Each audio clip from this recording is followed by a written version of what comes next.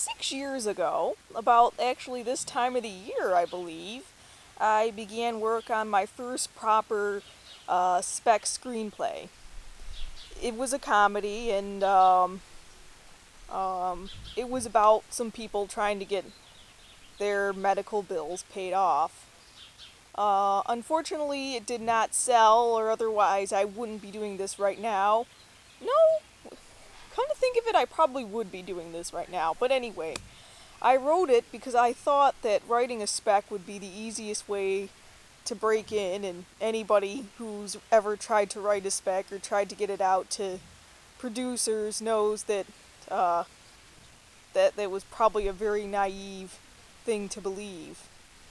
So about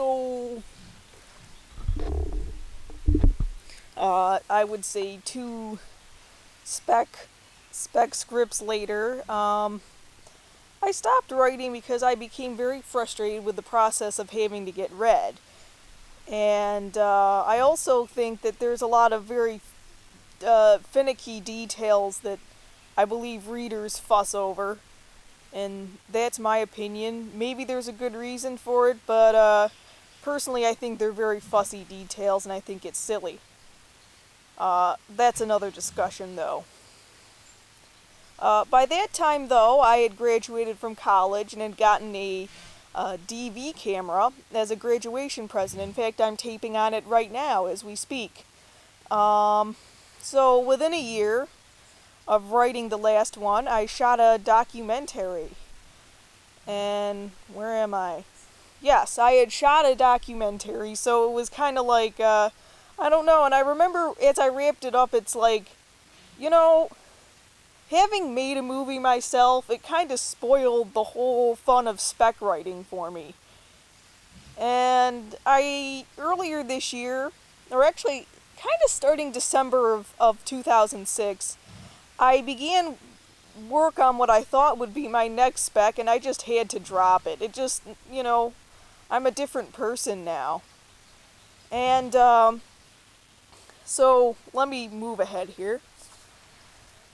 So, I just finished reading Mike Figgis's book, Digital Filmmaking. In fact, he directed a movie called Liebestrom, which was shot in the location that was the subject of my documentary, Binghamton, New York. And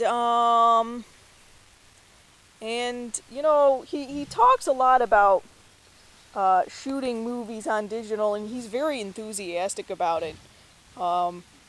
And it's interesting because David Lynch seems to really like digital cameras too. I was reading a little passage of his, something from his book, and he was saying that he just thinks that 35mm cameras are dinosaurs. But I digress. I'm kind of going off subject here. But anyway, the book here, and I do recommend it if you're into this sort of thing, kind of got me thinking, is it really all that necessary to write a spec script if you're trying to break into the business, I mean, unless, of course, and unless mainly if your intent is strictly to write, and my intent was never strictly to write. I mean, writing was kind of a way in.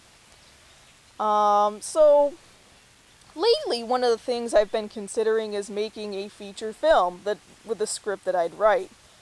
And I think the thing that I'm sort of worried about is I guess, obviously the tough thing is going to be getting seen. And, are people going to want to hire me for writing work based on something I've directed, Did I phrase that right?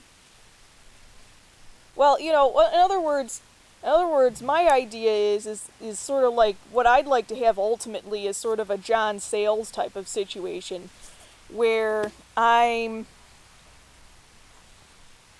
go and I write stuff for Hollywood or whoever wants me to write for them, and then I go off and make my own movies. The scripts would allow me to maybe have a living, and then, I can go make the movies that I want to make, and if they get seen, that's cool.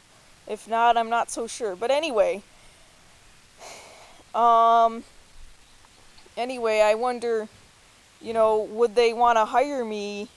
Would they be willing to hire? Would they want to... Okay, now I know what I want to say. Would they hire me to write a script? If, let's say in the situation, if I made a film and, it went all over the festivals and it was successful and it got a release, would they hire me to write something, write a script that I've directed, even though I didn't really go through the traditional routes and stuff? I guess that's something that I'm trying to sort of mull over right now, I'd like to be hired, if I ever kind of cross over into the mainstream, I'd like to work more as a writer, really, than as a director. Unless it was a special situation, if they allowed me to do sort of a Kubrick kind of thing, but I don't see that happening. There are a lot of restrictions put on spec writers, but not so much on established professionals. I mean, I'm not saying that established professionals have the free rein to do whatever they want. I think writers are treated like crap regardless, but people that are established have a lot more flexibility. Although that is, I think, when the real work begins, and that's what I want, work.